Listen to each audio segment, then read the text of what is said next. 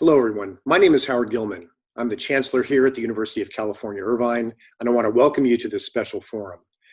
As the only world-class research university in our region, we have a special obligation to mobilize our distinctive expertise to serve the public during this difficult time. And we have adopted a whole university response. Our frontline doctors, nurses, and clinical care staff are providing nation-leading clinical care to our friends and neighbors who have taken ill and are exploring innovative treatments that will improve people's chances. Our public health experts are advising on how best to protect our community. Our scientists are researching the basic dynamics of the virus as a step toward improved clinical outcomes, the development of vaccines, and expanded testing capacity. Every corner of our campus is making a contribution because universities such as ours were built to serve society when society is most in need of clinical expertise, scientific breakthroughs, expert discussion, and reliable information. You can visit the campus's website at uci.edu to learn more about our efforts. This forum discussion among leaders of our Orange County business community will provide a look at how the ramifications of the COVID-19 pandemic are transforming the nature and conduct of business in the foreseeable future. Thank you for joining us today, and thanks to everyone who organized this event. Be well. Thank you, Chancellor Gilman. Welcome, and thank you for taking the time to tune into our COVID-19 Forum on Business. I'm Richard Sudek, and I serve as the Executive Director of BO Applied Innovation and Chief Innovation Officer here at University of California, Irvine. It is a pleasure to be here with you today as we discuss our community's most pressing questions surrounding COVID-19 and the extreme changes it has forced upon businesses. We've seen an international reliance on technology and innovation in nearly every industry as individuals have made the shift from going into a physical office space to keeping their businesses afloat from home. We have seen how the pandemic has changed traditional education techniques in the daily lives of our students, teachers, professors, and the massive effects COVID-19 has had on travel, retail, dining, entertainment, manufacturing, and needless to say, biotech and the healthcare industries. While arguably every industry across the board is dealing with the effects of COVID-19, you may find yourself asking what this means for businesses and the community here in Orange County and beyond. So today we've assembled a panel of top business leaders and experts who know firsthand the effects of COVID-19 is having on businesses and ask them to share their insights on what is being done to combat such effects and the next steps as we look ahead.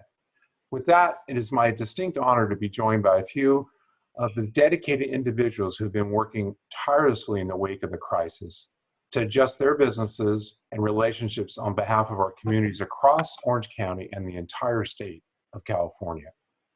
We are excited to be joined today by Lucy Dunn, President and Chief Executive Officer of the Orange County Business Council, who will share her perspective on the impact of COVID-19 on the economy and how the business community can work together to overcome the challenges the pandemic has posed. Given Lucy's extensive experience working with state legislatures, including Governors Arnold Schwarzenegger and Jerry Brown, and the numerous advisory roles she carries out as a board member of prominent nonprofit institutions, including her very own our very own UCI Foundation, we're able to discuss insights into how academia, government, and the nonprofit sector are also thinking about business during this new normal. Also, we have the Executive Vice President of the Greater Irvine Chamber, Linda DeMario, as she is here to present the view or share how the Chamber has shifted its strategy on economic development, tourism, and the hotel and sports marketing as a result of the pandemic. Also, we have Bruce McRae, Vice President of Public Affairs at UPS, who will provide insights on how his company and his industry is conducting business during this, despite the ongoing pandemic. And last but not least, Joe Lazowski, President and CEO of Tangram, a leading commercial interiors firm in Southern California. He will provide a look into how business leaders are guiding their companies and employees during COVID-19. So let's get started. Linda, let's start with you. How has the Chamber been working in tandem with local and state level business leaders, policymakers, and public health leaders during this time? Thank you, Richard, and hello, everyone. The Irvine Chamber took an early and fast and very aggressive move in the beginning of this to provide curated emergency business resources. Within 48 hours, we had those emergency resources up and online on our irvinechamber.com website. I mentioned that speed with which we worked because it was only made possible by the fact that we worked with our partners like the Orange County Business Council and others in Orange County, as well as the state and city, to collect and curate that information. It wasn't enough for us just to provide the customary links to CDC, and so forth. We really wanted to dig deep and find resources that were going to help businesses of all sizes manage and navigate through these, really uncharted territories here.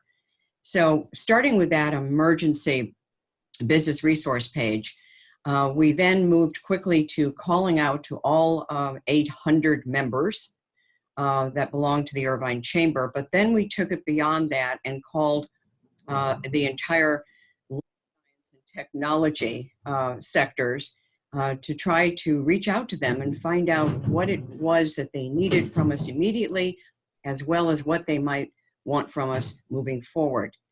Then we partnered with the City of Irvine.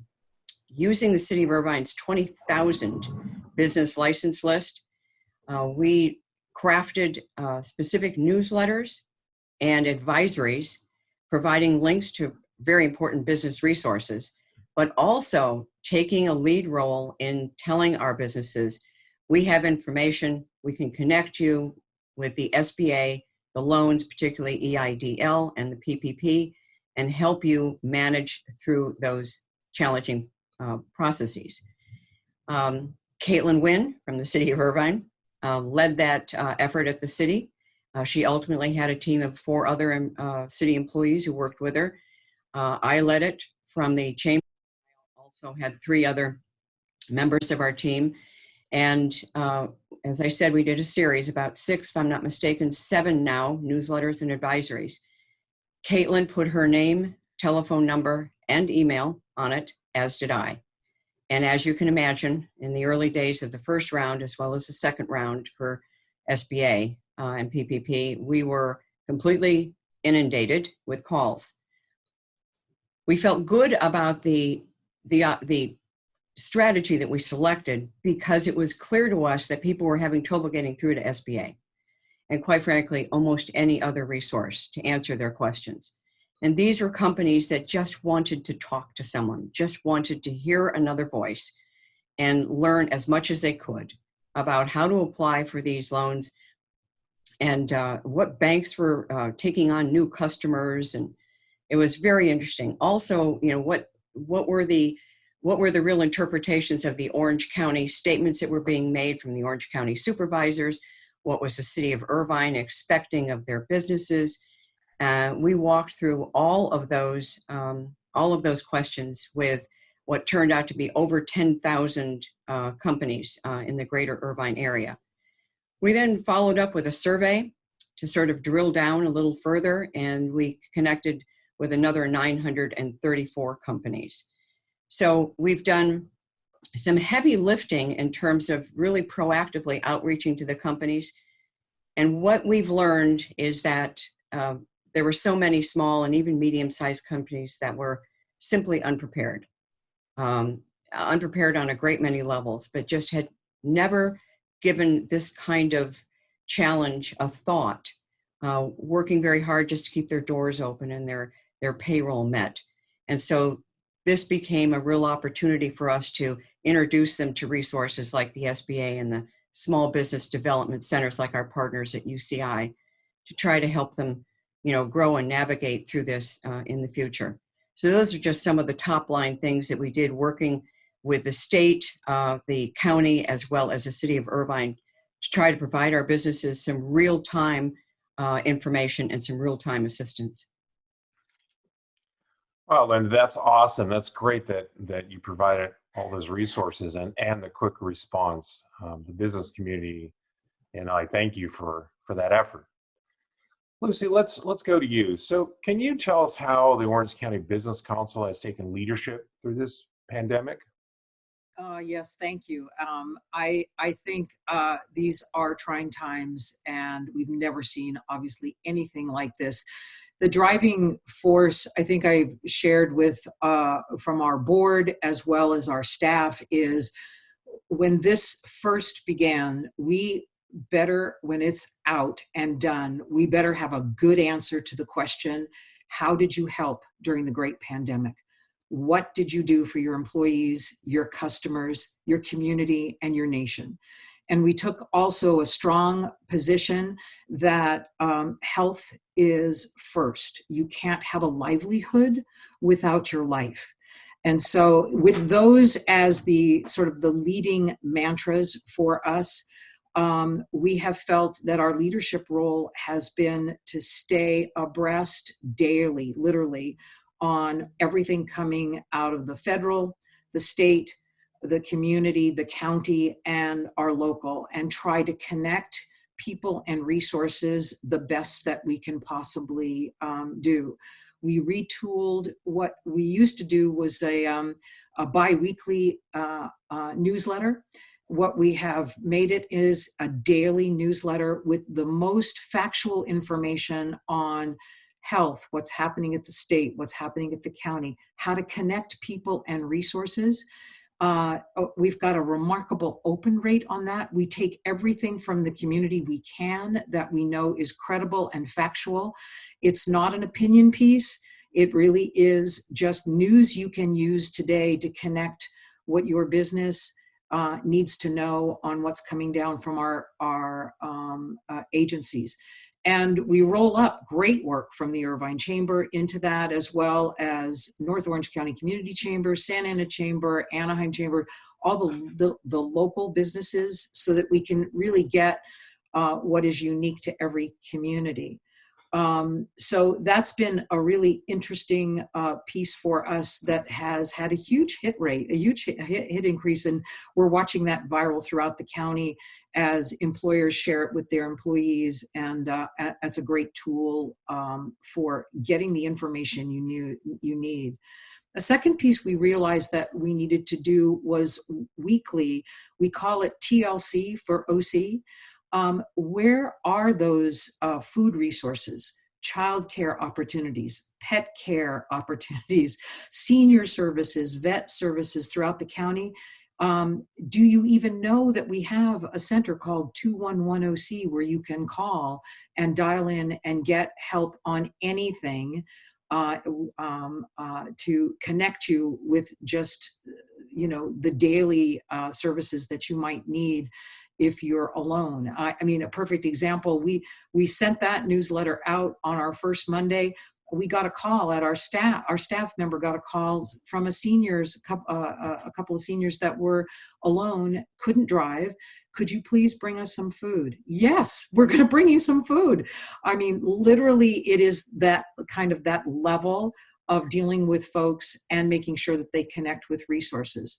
But then I guess from the most important leadership role is making sure we understand what the federal guidelines are for business, where's the governor going on his 4-point plan to reopen our economy, making sure we're pushing forward on tests we need for this virus, for the tracking, tracing, getting the information, getting the personal equipment that our healthcare providers need so that we can get ready to open business, and then preparing our business for that reopening once we get our hands around the health aspect. So those are, in a nutshell, are just the broad view, Richard. Lots more to share, but that's a good start for OCBC, and thank all our partners around the table here today for inputting into our great connections to our county and beyond. Well, thanks, Lucy. That is awesome. Again, what the Orange County Business Council is doing. And so between the Orange County Business Council, which really connects up to the state level, not that the chamber doesn't, but looking at sort of the broader Southern California area and what the greater chamber is doing more locally, those two efforts combined is really helpful for the business community. So thank you, thank you both. So now I'd like to shift to business leaders for a little more specifically of the business perception.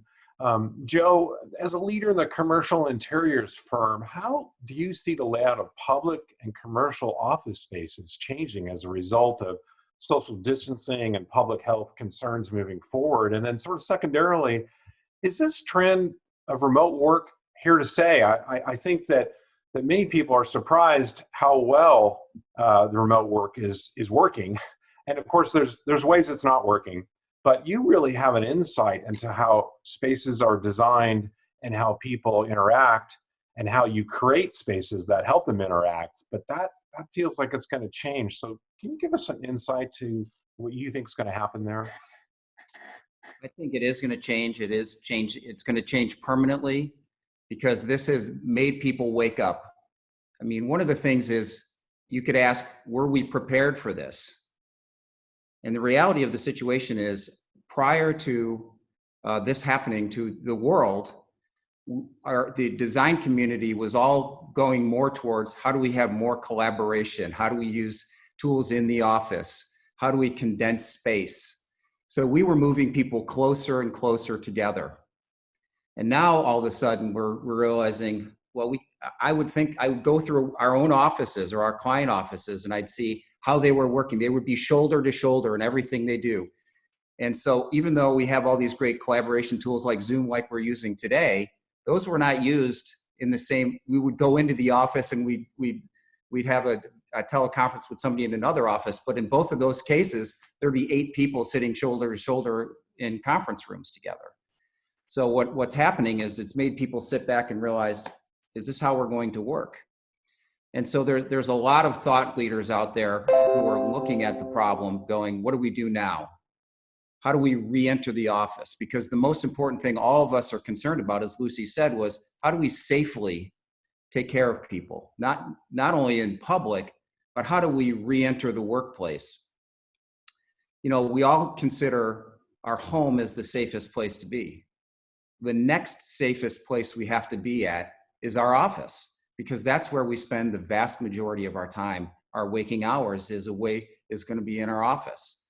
So if I look even in my own company, I have people who are like, oh my God, I never want to go back to the office, to the people who are like, I can't wait to get out of the house and I don't care. I'm ready to go. And so it's up to us as business leaders to create a space that's safe. So there's a lot of different steps along that way. The first and easiest one was, how do we sanitize a space? I was approached by ServPro and they said, would you like us to sanitize your office? And I'm like, yes, I would. And so we did that for all of our offices.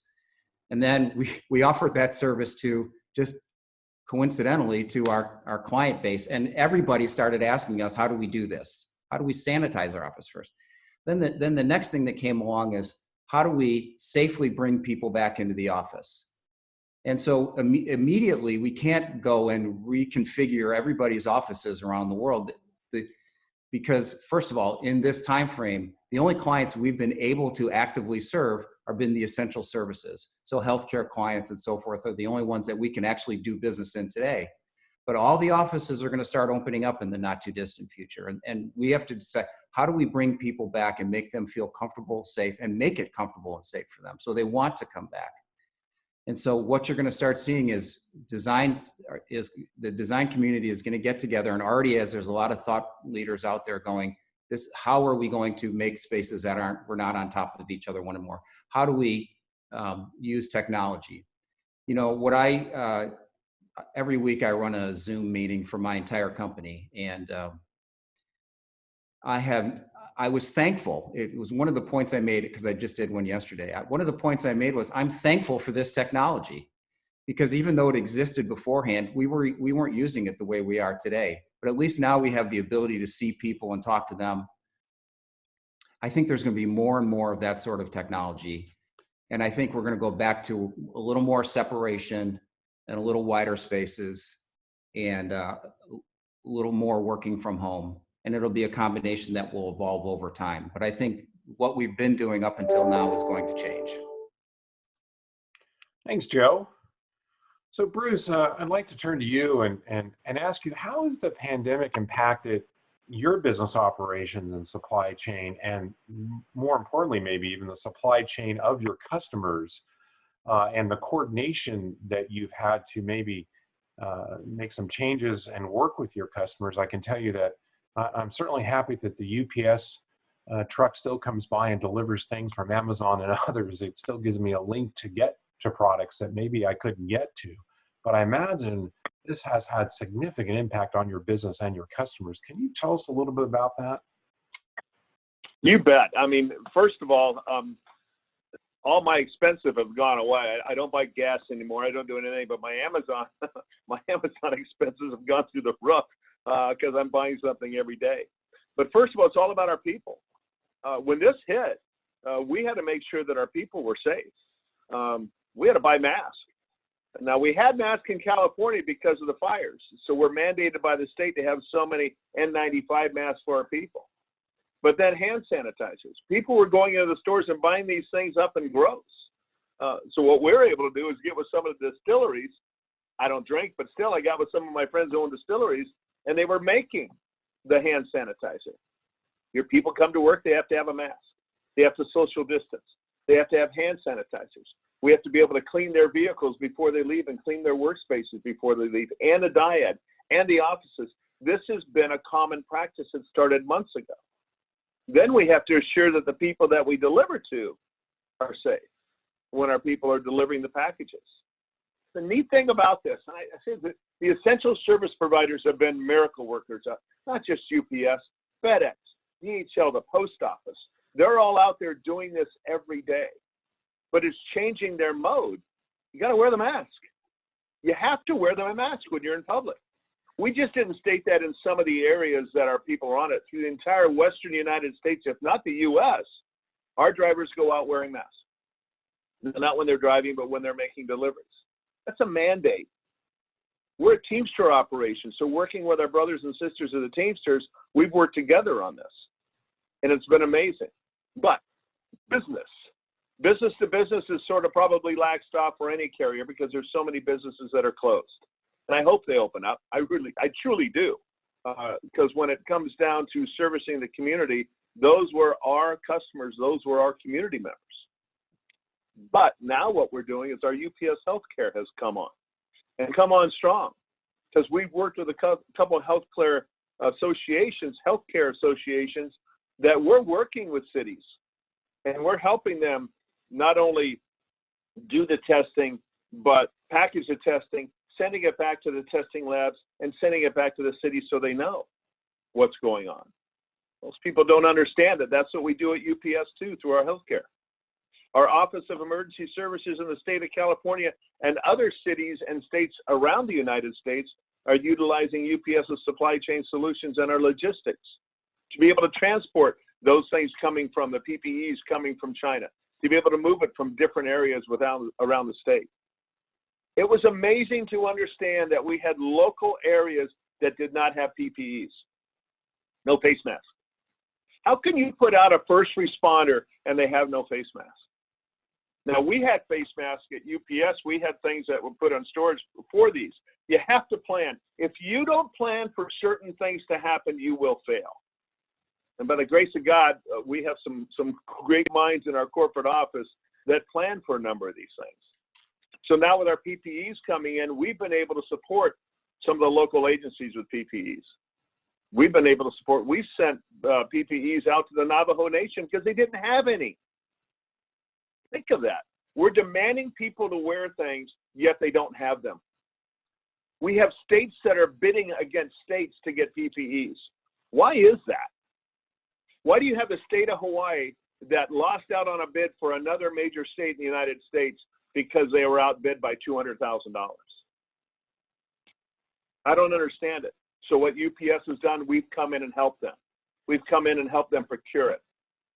It's not for free, but you know something? We're helping states, we're helping cities, we're helping counties get better. And just like Joe said, this has changed.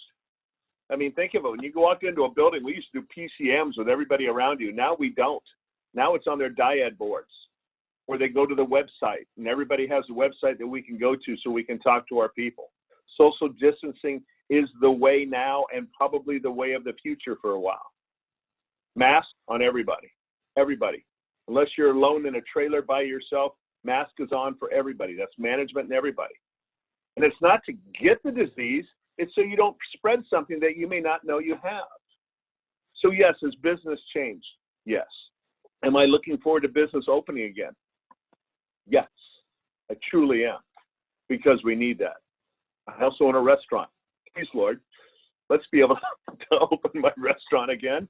And that's been tough. I look on the small business side of the people that have restaurants and bars. All my people are out there. They're not working right now. You know, and it's sad. It's very sad. But are we going to get through it? Lucy Dunn, I see Lucy Dunn out there, and I tell you what, with that smile and your positive attitudes, we will get through this. We will. We're getting through it. I've had 3 people from close friends and family that have passed away because of this. So yeah, I know how it is. And no matter what any business says, what anybody says about any business, if you get it and you're in the hospital, you're alone. Know that. You're alone. You're not having people come visit you. So what do we do to make sure? We do everything to make sure our people are safe. And we make sure everything we do that our customers are safe when our drivers go out there and deliver. You don't sign for packages anymore. They meet you, they see you, they put in a code in, they know your name, and they write it in. That just saves you from touching our dyad board and our drivers giving you the pen to sign the dyad board. Little things like that. But we're getting there. I think we're all getting there. And is business going to come back? Yeah, I assure you business is going to come back. Thanks, Bruce. Thanks for all the things UPS are doing for our businesses and our logistics. Linda, let's come back to you. And can you elaborate? You touched us on your opening statement, but can you elaborate a little more on the initiatives that the Chamber is considering to help protect businesses in Irvine and the greater area, and how you're going to help spur economic development or restart or resurge where possible during this time? Thank you, Richard. The comments that you're hearing from your guests today, are all connected by at least, one thread, which is optimism. We're very optimistic about the future of Irvine, Orange County, and we have reason to be. And when we look at the things that we're going to use and employ moving forward, for example, we're now pivoting to re-entry resources. We're collecting and curating a variety of webinars and links to articles and so forth that will help our businesses think through, use this downtime, if you will, to think through how best they're going to adapt to the new normal. And like Bruce was saying about the restaurants, I mean, the restaurants are going to have a very, very tough time. If you have 8, 4 tops in your restaurant and you have to take 4 out to comply with the social distancing, the implications of that are, you may not be able to turn enough covers that you can keep your doors open. There will be very, very tough decisions made. And for the part of the Chamber and the city, and I think the county as well, although I'll let Lucy speak to that, we may not be in the business of, doling out additional cash incentives or loans, but we are in the business of providing people with concrete information and concrete data so that it helps their decision making. That's where we're working on. That's what we're working on right now. And Lucy's been part of this. We're developing a document of best practices for every dominant industry sector in Orange County, trying to bring some clarity to the questions that our businesses have about what it means for them, whether it's a professional service, a law firm reopening, or whether it's a restaurant or a print shop. What do they have to think about and what do they have to do? so that they can start to make those calculations and perhaps recalibrate. So that's what we're doing looking forward. Those reentry resources, as I said, are going to be curated now. And that will be the next round of communications that we have with our 20,000 Irvine businesses, connecting them to those resources and making real people available to work with SBA, SBDCs, and the chamber and the city to get the answers to the questions, to literally handhold them through this process to help them make those good decisions. One last thing I want to mention real quickly is, as you mentioned at the outset, Richard, we also are responsible for Destination Irvine. We do the tourism promotion. And, Lucy knows tourism is, one of the 6th or 7th largest employer in Orange County. This is not to be trifled with. And I am very hopeful that when we emerge from this, tourism will not be taken for granted as it is usually throughout the year. In fact, it will be understood as, as a personal residential lifestyle amenity that also is a great generator. I mean, 21 billion with a B, $21 billion in revenue to Orange County every year. For Irvine alone, it's over 650 million that's generated to the economy. So right now we have our salespeople working with the city. When the sports parks are ready to open, we actually have organizations and tournaments that are ready to go.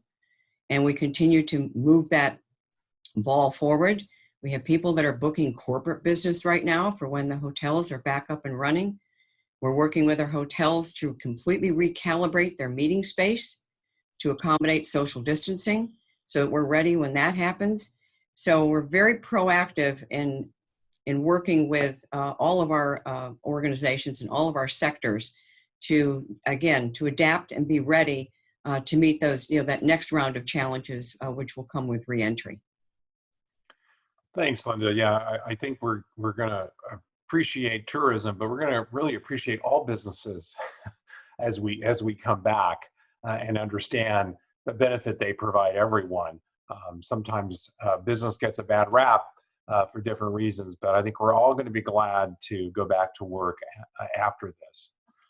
Lucy, can you comment on how you feel the business community of Orange County can come together to face the threats to their businesses and the pandemic, and maybe how we're going to get back? Can you speak to that? Sure. Yeah, and it perfectly aligns with Linda's comments that she just very wisely shared. That we have to remember the big picture. We're in stage 1 of the governor's plan, which is really focused on again that healthcare aspect, testing, tracing, making sure we have surge protection for our hospitals, et cetera. But stage 2 is just a couple of weeks away, not months away.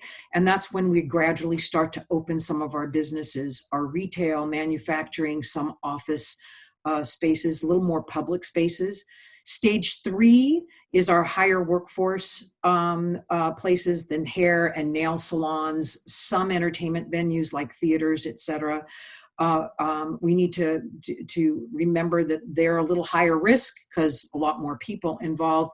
And then last, stage 4, are large venues, arts, entertainment, sporting events, etc., where you have many, many people coming from many different locations, sitting close to each other. Those are the things where sometimes you literally have to say, maybe not till we have the therapeutics in place to really protect those large crowds. But I would say right now, our business community should be coming together to do what Linda said. I'm going to say it in a different way. We need to start preparing our business plans at every level, be it small business, medium, large business. The large businesses have already done this. You heard Bruce talk about this. We need 5 plans from you. Social distancing. How are you going to manage staying 6 feet apart from others? Customer density in queues, restaurants, retail environments, business facilities. What are your physical distancing, social distancing plans? Start thinking about that now. Number 2, cleanliness and sanitation. How are you going to clean frequently, what products are going to use, what methods for high touch areas. Number 3, screening and prevention. How are you going to incorporate government and medical recommended screening procedures and preventative measures, including PPE? Where are you going to get those masks? Bruce, UPS is doing a great job, but UPS can't supply us all. We need to think about that supply chain and figure out where we're going to get the equipment and the supplies we need. Number 4, touchless transactions. To the extent we can, how do you develop a plan to expedite transactions and use online mobile pickup, anything to avoid that touchless aspect? And plan number 5, employee training and tools. How do we train our employees to do the right thing and make sure that they have the tools in place to do that? Those are just 5 high-level cross-industry sector plans that everybody needs to be looking at right now. We heard Irvine Greater Chamber, Linda's great leadership there, starting to pull those resources for businesses to look at. We look at industry sectors. The Retail Trade Association, they've got some ideas already. We already know manufacturers have ideas. We're pulling all those resources together so that every business sector can start looking at them. In fact, Joe, he mentioned them in his own opening comments. How does he keep his employees safe? And what does it look like for that next generation of business? It is right, it is right that we all have to look at doing work in a different way. And what those spaces are that we look like. I had one bank say to me recently, I just rented 3 floors of space. I might only need 1 of those floors. I might not need 3 after all. So every business sector is looking at this great pandemic as an opportunity to retool, refocus. Retail, we already knew retail was struggling with e-commerce before. And our smaller retail shops, those big boxes were going away for smaller shops. Boy, talk about malls and retooling our retail spaces for the future. This is exactly sort of the big blow up in the room, if you will, that forces them to rethink in many, many ways. So use our resources, use these experts from UPS and Tangram and Irvine Chamber, use us to help with developing those plans, but really do think now proactively. We're talking weeks now for some sectors to start opening up, and we need to be prepared. And by the way, the thing I worry about the most is we heard this recently in a governor's press conference. They're already at the state level talking about granular level of plans, dividing up industry sectors and coming down with their own state plans. That kind of makes me a little crazy because at our local level, one size, of course, does not fit all. And we are going to have to give the state some ideas to say, oh, what about this? And what about that? And having your own business plans with ideas that help us roll them up to state flexibility to implement on these good goals to protect our health and get our economy moving again.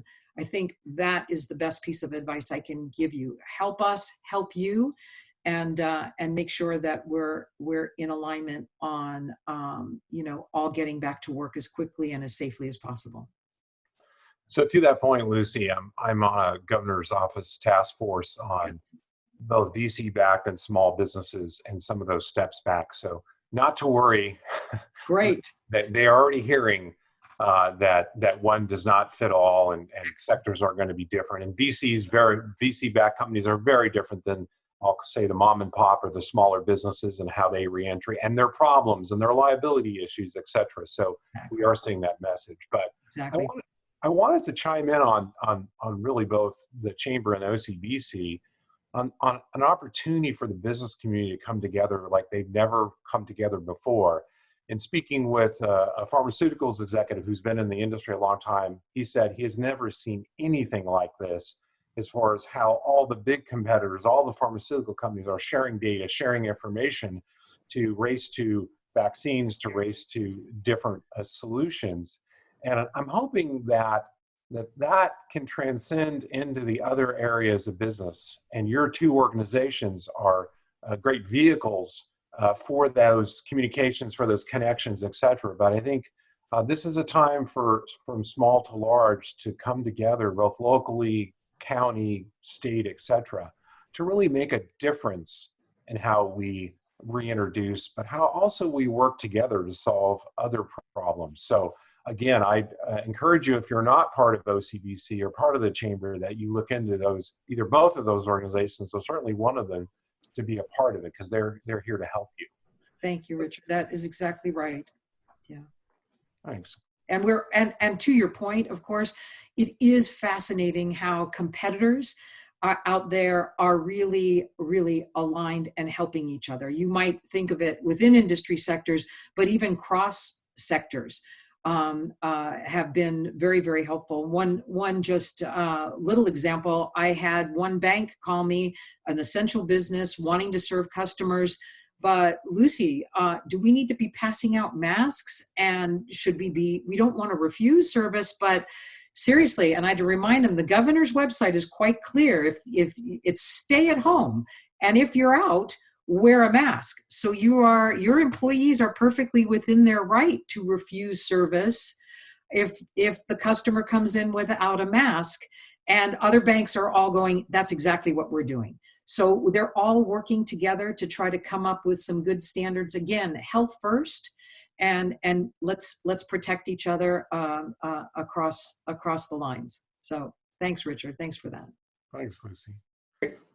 Richard, just real quick, from your lips to the business community's ears, unfortunately, this is that opportunity to bring the different sectors together at the very least.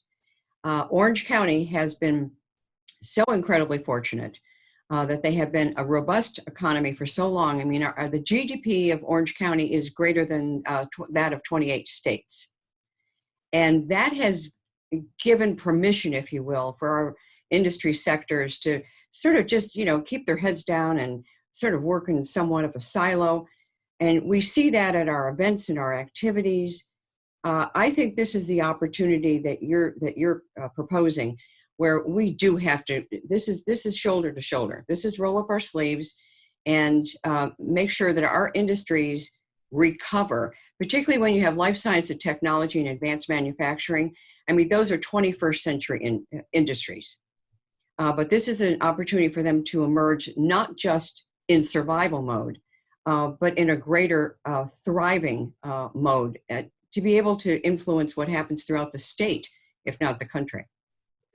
Yeah, I also think Orange County is well positioned in the fact that with the amount of medical device and diagnostic and life science companies in general in Orange County, over 500, we're really well positioned, not necessarily at the high level of the vaccine level, but at all kinds of other types of testing that businesses can employ and new things we can use from medical grade to non-medical grade, for things, apps on your phone, et cetera, that can help us post this and transition back. I see Lucy raising her hand. One other just quick thing, and this is straight to your skill set at the Cove, Richard, is think about the resiliency lessons we're all needing to learn with cloud, mobile, telework tools, telehealth tools UCI is brilliant at, and hardening our systems against hacking, supply chain disruptions. Having your expertise in technology that transcends, again, industry sectors, this is the stuff that, let's keep our folks healthy, but start doing good planning in that regard. Thank you. Absolutely. Well, let me transition to Bruce. Did you have something to jump in on there? Well, yeah, I just wanted to say, and agreeing with Lucy and Linda, you need to look at the companies, the technology companies. You need to look at logistics carriers and the people that are going to have the knowledge to take you there. I will give you some, I won't say any names, but I will give you some heartaches of some great organizations that were trying to get their PPEs from China. And those people they were trying to get it from were chartering planes from UPS that caused them to pay double of what they could have gone if they went to a larger carrier and worked with a carrier that's already doing business there. There's a lot of people out there that are scamming people. And this is the time that it happens. And that's when I look at Linda and I look at Lucy and I look at our chambers and things of that nature, because those are the people you turn to. Instead of clicking, yes, I want it, turn to them and ask. Now's the time that we can ask before you move forward and you think that, oh, this is great. This is manna from heaven. And then it turns out not to be. So that's why, again, we're on the board with you, Richard, on the Governor's Task Force. Scott Bremerman, our Western United States President, is on the Small Business Council now with on the Governor's Task Force. So we're going to be there sharing our ideas and sharing our knowledge with everybody. Great. Okay, Joe, let's switch to you. So Joe, I've been, benefited from the design of your spaces and how you set up spaces. And I assume to a certain extent, and maybe this is a little bit oversimplification, but your business is driven based on quality of design, customer service, pricing to a certain extent, and probably some other factors. But really, this could change everything. And so I'm curious what you see as your biggest challenges after you get back, besides the fact that there's going to be social distancing, but other challenges you see in your businesses and maybe those of your customers as you're connected to a lot of different organizations. Can you talk a little bit about what you see the future and how that will change your business and your clients? Sure. First of all, it was interesting when I was listening to Lucy talk about her 5 parameters, which I agree with, but then she gave an example of a bank that is thinking about taking 3/4, but maybe they're only going to take 1. The opposite could be true, because what we don't know yet, and it's still evolving, is how many people are going back to the office. We frankly just don't know, and we won't know for a while, because we won't know how many people can and should work from home, how many people will want to work from home. So that's a factor. But now if you can't walk through any office that's been designed in the last 10 years and say we have appropriate and safe social distancing. What we have is people close together in collaborative spaces. We've made smaller individual spaces and bigger collaboration spaces, both of which are primarily inappropriate for social distancing. So what's happening is it's going to evolve, and I think it's going to take a little time before we know. One of the things we've been doing over the last few weeks while we've been in this discovery mode is we've created client collaboration Zooms amongst each other. Bruce talked about firms getting together. One of the things we've been doing is getting a bunch of our like clients together, a bunch of bank clients, a bunch of tech clients, a bunch of healthcare clients. We put them all in a Zoom together and let them talk to each other about their own problems. We just facilitate what we're doing here today. These are people who've never met each other, but they're in similar roles of designing spaces and then how do I handle bringing people back in? How am I going to do that? And there are things that we've not thought about at all that come out of these things. For instance, a lot of tech companies, for instance, provide food for their employees. Well, how are we going to feed people now? We can't have these close cafeterias where there's open food areas and people share food, and therefore the design of that has to change. So we're entering into a space where we have to start, first of all, employee care has to be number 1. That's the first design principle that we have to follow first. But once we follow that, then we have to say, how do we get our business done? How do we manage the business once we've taken care of employee care? And is the amount of space, the social distancing, and the way we've designed the space appropriate? And all of those things are being designed now. And the best practices are all the thought leaders are going around and trying to figure out what's the best way for us to do that. So there's that. And then the other thing is a lot of businesses weren't prepared for this financially.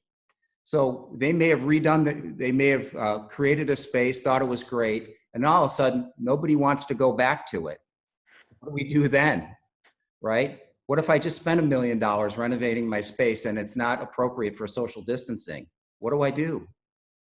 How do I temporarily create a space that people feel comfortable? What's the procedure for taking people's temperature as they walk in the room? What's the procedure if somebody has over 100-degree temperature? Do we send them home? Do we send them to the doctor? What's the appropriate thing we have to do? These are all the questions that are being asked. And so the return to work protocols are all being discussed thoughtfully in the design of a way a space is being made today. So Bruce, let's switch over to you. Obviously, UPS is an international company and has operations throughout the world. How has your work in public affairs from a national, international, statewide, local point of view with COVID-19 policies, what have you found helpful for your company and your industry in navigating this new business landscape? Can you talk a little bit about how those policies have helped and maybe hindered, and how you're navigating that? Yeah, it's funny. We had our team call last night, and I consider myself no longer public affairs. I'm HR, I'm security, I'm labor relations, I'm industrial relations. I mean, we've become everything because it's all about relationships. It's all about access. Lucy knows that very, very well of what she does. We have to speak the truth. We can't lie about anything. We can't hide anything. We have over 500,000 employees worldwide. I got 50,000 employees in the state of California. If we don't do it right, the public knows immediately. I'm a Teamster shop, proud of that fact. But to change and go forward, and what we have to do is following every guideline in every state and every country what they want us to do. At UPS, we have to be that far above everybody else. It's just what we do. Is it tough? I got to tell you, the communication that we put out every day, just in our company, not to the public, just for our inside employees and partners, is phenomenal. It's changed the way we do business. I've only left my house 5 times in 5 weeks, and I'm on the computer starting at 5 o'clock in the morning till about 10 o'clock at night because I have Hawaii too. So from Washington, D.C. to Hawaii, we're nonstop. Are we getting more done? I have built more relationships and stronger relationships with legislators than I would have if I was there, because I'm talking to them on the phone. I'm on Instagram. I'm on Twitter. I'm on Facebook. We communicate that way because that's what they're looking at right now, and that's going to be the way of the future. Technology definitely is the way of the future. We're delivering medication in Florida right now by drone. It hasn't really made too much media, but think about it. They thought drones were going to be a couple of years from now. We're doing it now. Autonomous vehicles, is that going to be coming up in the future? They're looking at it. They're working with it in different states. But I go back to what Lucy said. We all have to follow the CDC guidelines, period. There is no question. Do we wear a mask? Yes. If somebody comes to work and they have a 100-degree temperature at UPS, I'm not feeling well, go home. There's no question. There's no, well, let's see how you feel later on. No, go home. UPS negotiated something months ago before this came out, and I'm pretty proud of the fact that we instituted 10 extra sick days during the COVID-19, paid sick days, before all the cities and counties and states were coming up. You got to do this. We already did it. It's the right thing to do. Doing the right thing sometimes is tough on a business. And I won't go back to what our release on our numbers were a few days ago, but you know something? It was the right thing to do. Our people are the most important thing that we have, and I think that's what every business needs to know. If your people come back to you in a small business and they're still with you, take care of your people. If you take care of your people, they'll take care of the company. Communication is going to be key. Rich, I think that's going to be one of the most important things that our people want to know. If somebody got COVID in the building and they came up on 19, we do a PCM, we do a full cleaning and a full cleaning. I'm not talking about here's your 409. You've got the guys coming in with a mask and they clean everything. Is it overdue? No, not when it comes to the security of our people knowing that everything's been cleaned. We have to regularly engage with all the decision makers. I'm on calls with governors. I have 6 states, so I probably talk to the governor's staff at least once a week in each state. State legislators almost daily, mayors almost daily, because they have questions too. Access is everything that I have in a service industry. That's all I have. And if I can't park on a street, and the U.S. Postal Office can, and UPS can't, and FedEx can't, and the other carriers, I make the phone call. And you know people are listening. Why? Because you're still getting that delivery to your door from UPS, be it medication, be it a diabetes machine, or be it your new bacon press that you got off Amazon. People look forward to having that driver show up. But Rich, it all comes down to one thing, and I think we all know it right now. It's all about our people. If you take care of your people will take care of you. It's as simple as that. And that's going to be the tough part for some of the companies coming back into business and say, I need the money, I need to be able to pay this. You can't let your people be lax or be a secondary in your business. Your people have to be number one. And if they do that, we're going to be successful. I'm positive not only UPS, but my competition is going to do very, very well when this is over, because people still need to get their packages. Thanks, Bruce. So we're just about out of time, but I'd like to give each panelist 60 seconds to sort of give us your final thoughts about what we need to be thinking about and what we should do. So, Linda, I'm going to start with you. If you can share just some final thoughts about this situation. Thank you. Happy to. Real quick, I think we have an opportunity here, and you're hearing that from most of your guests today. And that's not to pretend that things aren't really, really tough. As we know, there are some businesses that may not be able to survive this. But what I keep going back to what I call the RE mode, which is you have an opportunity now to recalibrate, to reimagine, to retool, to reinvent. This is a time where if you do not feel capable of doing that exercise yourself, let me tell you, between the Orange County Business Council, the Irvine Chamber, other chambers, the SBDCs, the SBA, there are resources, there are people that will help you take this opportunity to move through an exercise that will give you greater clarity and hopefully contribute to decision making. Because again, CDC rules, the state mandates prevail right now. This is an opportunity, however, for us to dig in, roll up our sleeves, and let's figure out what my business looks like when we are permitted to reentry and reopen. Thanks, Linda. Lucy, some final thoughts? Mike, there you go. Thank you. Yes, just exactly. Linda is spot on. I would right now leverage all your opportunities to build a better business right now. Become more disruption resilient. Harden your systems. No time better than now. Have credible solutions to the new major challenges that are facing us. What will grow unemployment? What will increase resilience or help you save money? Engage your policymakers soon. Engage with your chamber and with OCBC to help us engage policymakers to help you. Also, how do we engage reformers on systemic failures that we've seen? Particularly our safety nets. Did they work? What should 21st century safety nets look like post-pandemic? And how do we pay for them? We need to look in different ways. These are really big thinking items. And last, I want us to remember to think globally and act locally.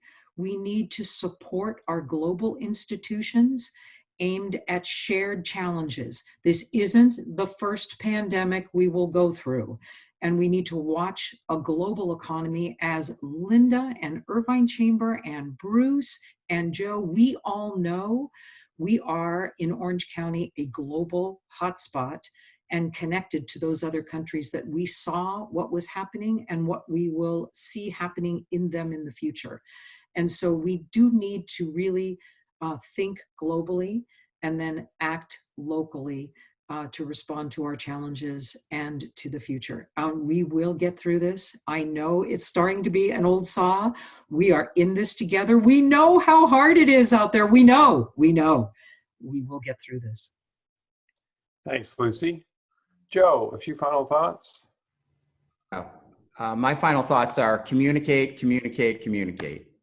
And what do I mean by that? I mean, communicate to your staff in every way possible. I spend so much of my day, every day, communicating to my own staff. I do it by speaking to them on technology like what we're using today, but I also pick up the phone and call them. How are you doing? How's your family?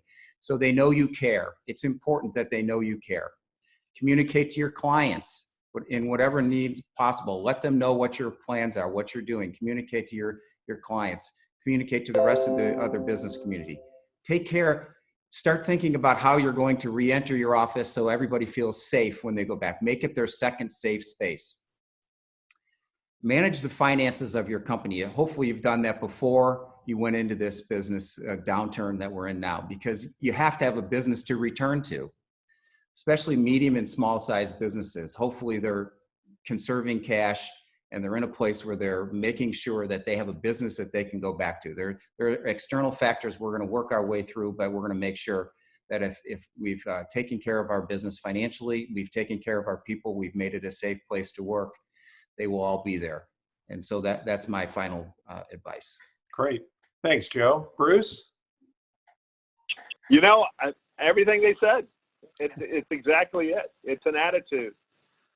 Jocko said it, and I thought that's what Linda was going to. Jocko stated, dust yourself up, get up. If you failed, guess what? You didn't fail, move forward. And I truly believe that. There's going to be a lot of businesses that won't come back, but the businesses that do come back are going to be stronger for this. If it made anybody aware of anything, you got to plan. You have to plan. As Lucy said, it's going to happen again. It may be something. What if it was an earthquake just in Southern California? I mean, knock on wood, it doesn't happen. But what if it was? You know, we are all in this together. And we're ordinary people doing extraordinary things, and it's showing in the public. But I leave you with this quote from my founder, and I shook our founder's hand. Determined people working together can accomplish anything. And it's about all of us working together. So I appreciate the opportunity, Richard and Alberto. So thank you for allowing me to be on. So I'd like to thank the panelists for their insight and their contribution to this webcast today. I think it was very helpful. It gave us new perspectives. I'm, for one, positive about where we go from here. I'm also proud how UCI has really run into this crisis and how our healthcare system, our researchers, our campus overall has done a number of inspiring things to address the pandemic, to help with issues related to the healthcare system and to our community. And we have a lot of researchers working on a number of exciting things that we think will help as we go through the pandemic and after the pandemic. So I'm proud of what UCI is doing. I'm also proud of what Applied Innovation is doing to help the general entrepreneurial ecosystem here in Orange County. We're really trying to build the modern American dream. And now there's no time more important than now to build that modern American dream and to resurge our economy. And Applied Innovation plans to be center and forward in that effort to help the Orange County business ecosystem resurge back as we go post this pandemic. And we also hope that you and your loved ones stay safe. We continue to be here, UCI, for everyone, for you, your employees, etc. We're proud to be a community resource, not only for clinical care, but for education and information you can count on during this pandemic and really beyond. For more information on the virus and our response efforts and how you and your loved ones can stay safe and healthy, please visit, of course, our free online resource, oc-covid19.org. If you're a small business, you can visit the Applied Innovation website, which is at innovation.uci.edu. We have an SBA, SBDC, a Small Business Development Center, that has resources online and can help you through this if you're a small business. I'd like to thank Alberto Sandoval and his team for putting this together. And we hope that you stay safe and healthy. And thank you for taking the time to join us today.